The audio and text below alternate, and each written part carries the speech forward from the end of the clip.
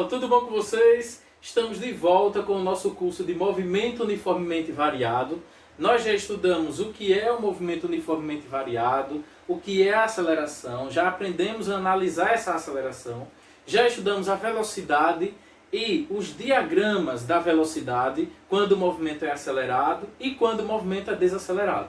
Agora a gente passa a estudar as posições do movimento uniformemente variado, porque veja bem, como no movimento uniformemente variado, lógico, a posição está aumentando com o passar do tempo, a posição muda com o passar do tempo, já que o corpo está em movimento, e a distância percorrida a cada segundo também vai mudando com o passar do tempo, já que sua velocidade está mudando, né? A quantidade de metros percorrida a cada segundo pode estar aumentando ou pode estar diminuindo. O que a gente vai fazer nessa aula aqui, né, é aprender a calcular a posição do móvel que está em movimento uniformemente variado com um certo intervalo de tempo. Qual é a posição do móvel daqui a 10 segundos? Qual vai ser a posição do carro daqui a 5 segundos, sabendo que ele está em MUV, né? Ah, tá, professor, então eu vou aprender a calcular a posição de um corpo que está em MUV em um determinado instante de tempo. Exatamente. Então vamos lá. Tudo começa com você lembrando, né, que no movimento uniformemente variado, o módulo da velocidade varia, né? E que para calcular esse módulo de velocidade, a gente usa a famosa V igual a V0 mais AT, função horária da velocidade no movimento uniformemente variado. Se eu desenhar o diagrama, né, supondo que o movimento é acelerado, como é que fica esse diagrama? Tem a velocidade em função do tempo. Supondo que o módulo da velocidade desse corpo aumenta, eu vou ter um gráfico semelhante, né, a esse daqui, ó. Considerando que a velocidade inicial é diferente de zero, né, ele acelera até atingir uma velocidade V em um intervalo de tempo que eu chamei de T. Legal, professor. Você também deve lembrar que todo gráfico velocidade versus tempo tem como área o deslocamento do móvel. É verdade, professor, a área desse gráfico é numericamente igual ao deslocamento.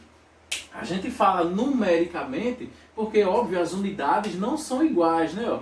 Essas grandezas têm unidades diferentes, área e deslocamento, né? Só o valor numérico delas é que é o mesmo. Fica ligado, beleza? Aqui eu vou usar de uma artimanha, se liga só. Vou dividir essa área do trapézio em duas. Aqui embaixo eu tenho um retângulo, que eu vou chamar de área 1, e lá em cima eu tenho um triângulo, que eu vou chamar de área 2. Mas a área que é igual ao deslocamento é toda, essas são as duas, né? A área total, né, é que é igual ao deslocamento, ou seja, a área desse trapézio, né? Escreve aí, professor, é a área total. É a área da linha para baixo, né? Então, é a área total, é a área do trapézio que é igual ao deslocamento. Mas só para você aprender uma coisa aqui comigo, eu vou dividir essa área em duas. Ah, professor, uma estratégia, né? É, uma estratégia. Então, para a gente calcular esse deslocamento, eu vou ter que calcular essas duas áreas e depois somar as duas, né? Então, para a gente chegar na equação da posição, na equação do deslocamento e, consequentemente, na equação da posição, eu vou ter que somar as fórmulas dessas duas áreas. Eu vou ter que achar a fórmula dessa área total, né, professor? Se o valor da área total me dá o valor do deslocamento, a expressão da área total vai me dar a expressão do deslocamento. Então vamos ver que expressão é essa, né? Qual é essa expressão da área total, né? Veja, ó, a área 1 é um retângulo, base vezes altura. A base desse retângulo é isso daqui, ó, base do retângulo de 0 a t. De 0 a t é o quê? T.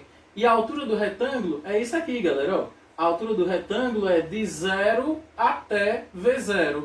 Ou seja, é o próprio V0. Professor, faz sentido, né? Base e altura. Isso. Então você já tem aqui, ó, uma expressão para a área 1, né? Para a área do retângulo. Agora vamos fazer a expressão para a área do triângulo, né? Bora, professor, faz aí. O triângulo é um retângulo pela metade, né? Então a área dele é base vezes altura, que é a área do retângulo, dividido por 2, né? Se eu for lá para o triângulo, quem é a base dele, né? A base dele, turma, é essa distância aqui, ó, que se você parar para perceber bem, é de 0 a t. Caraca, professor, é verdade. De 0 a t, então você tem, ó, t. E a altura do triângulo, pessoal, é isso daqui, ó. A altura do triângulo é de V0 até V, né, ó, onde eu tenho um ΔV. Ah, tá, professor, ficou fácil. Então aqui é ΔV, é a variação da velocidade, claro, né, ó, dividido por 2. Beleza, professor. Então quer dizer, Wilson, que se eu somar a expressão dessas duas áreas, né, se eu somar essas duas expressões, eu vou encontrar a expressão do deslocamento. É verdade. Então vamos fazer isso comigo? Tá, professor, faz lá. Então o deslocamento vai ser, ó, numericamente igual, né, a área 1, a expressão da área 1, mais a expressão da área 2. Né? Então o deslocamento vai ser, ó, quem é a área 1? T vezes V0 mais a área 2. Quem é a área 2? T vezes ΔV dividido por 2. Beleza, professor. E agora? E agora eu vou usar de um artifício muito interessante. Olha só. Eu vou lembrar a vocês quem é esse ΔV. Se liga. A aceleração é o ΔV dividido por ΔT, não é?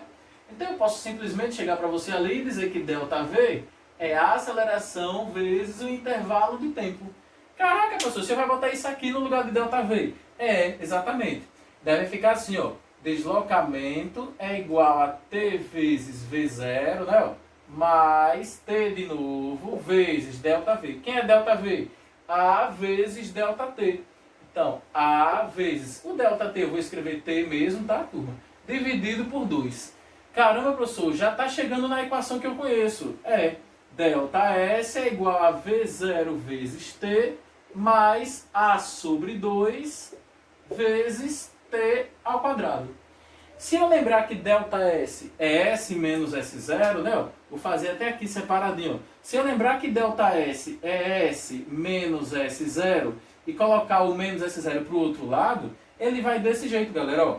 Posição final é igual a posição inicial mais, que ele passou para o outro lado, né, ó, mais o V0 vezes T mais o A sobre 2T ao quadrado. E aí você chega na famosa função horária da posição do movimento uniformemente variado. Né? É o famoso sorvetão, né, professor? É.